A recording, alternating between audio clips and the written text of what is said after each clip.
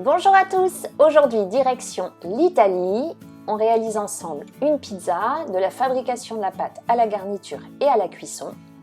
Suivez-moi en images, étape par étape, dans cette vidéo. J'espère que ça va vous plaire. Première étape, je verse de la levure de boulanger. Alors moi j'utilise de la déshydratée dans un saladier et j'y ajoute de l'eau tiède. Elle doit être légèrement tiédie, c'est important, ne la faites pas trop chauffer sinon vous allez tuer la levure. Pendant une dizaine de minutes, je mets de côté en mélangeant régulièrement. Après les 10 minutes, j'ajoute l'huile d'olive. Alors j'utilise de la bio, car je suis très bio, mais ça n'est pas primordial dans la recette. Puis j'ajoute de la farine. Alors je préfère utiliser la farine spéciale pizza, mais c'est pareil, si vous n'en avez pas, vous pouvez utiliser de la T55 ou de la T65. Et petite astuce, j'ajoute de la semoule fine qui va rendre la pâte très croustillante. J'ajoute ensuite le sel et je mélange le tout. Alors aujourd'hui, on fait la recette à la main. Vous pouvez bien évidemment utiliser un robot si vous préférez. Mais pour que cette recette soit accessible à tous, aujourd'hui, je la réalise avec mes petites mimines.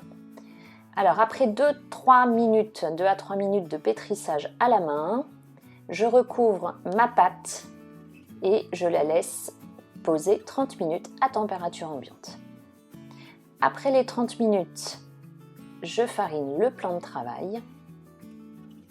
Je continue le pétrissage, cette fois-ci en procédant à plusieurs rabats. Donc je rabats ma pâte une bonne dizaine de fois, voire plus, jusqu'à ce que la texture de ma pâte me plaise. Alors, vous verrez, comme on a ajouté la semoule, la pâte, elle ne sera pas lisse, c'est tout à fait normal. Donc après les différents rabats, je forme une boule.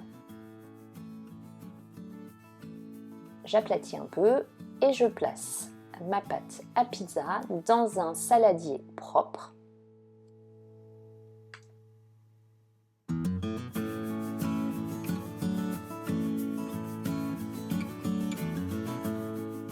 Puis je la recouvre de film alimentaire, faites attention, recouvrez-la bien parce qu'elle va pousser, donc gonfler pendant le temps de pause. Et il ne faut pas qu'il y ait d'air qui s'y incorpore, sinon ça va sécher votre pâte. Et je la place 24 heures au réfrigérateur. Ce temps de repos est important. Il va faire ressortir tous les arômes et la pâte sera plus facile à utiliser. Après les 24 heures, je la mets à température ambiante, cette fois-ci 2 heures pour qu'elle reprenne en température. Après les 2 heures, je la place donc à nouveau sur le plan de travail fariné. Alors je m'aide d'une corne, c'est vraiment un ustensile très pratique. Pour ce genre de recette, je farine un peu mes mains et je forme une boule. L'idée est d'avoir une boule déjà pour pouvoir ensuite étaler la pâte. Forcément, là on choisit une pizza ronde. Donc j'arrondis bien ma pâte et ensuite, alors soit à l'aide des mains, soit à l'aide d'un rouleau à pâtisserie, je l'étale. Donc à l'aide de la paume de la main, au centre, et j'écarte la pâte pour former une croûte en fait.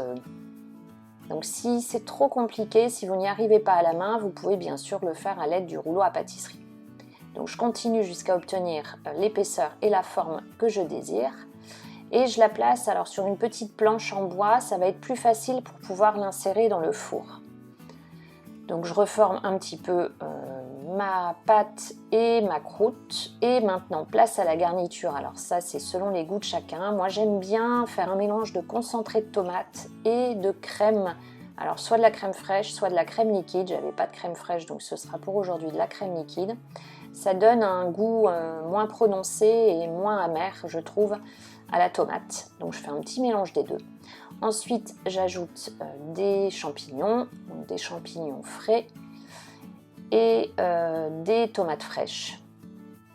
Donc des morceaux de tomates fraîches. Puis je termine par de la mozzarella. Alors j'utilise la di bufala. Elles ne fond pas énormément à la cuisson. Elle est très crémeuse fraîche, mais chaude, elles ne font pas. Et j'ajoute des olives noires que j'ai coupées en morceaux. Place maintenant à la cuisson. Mon four, je l'ai préchauffé à 250 degrés. Ce qu'il faut, c'est placer la pizza sur la plaque qui est bien chaude. Donc mettez-la directement sur votre plaque chaude.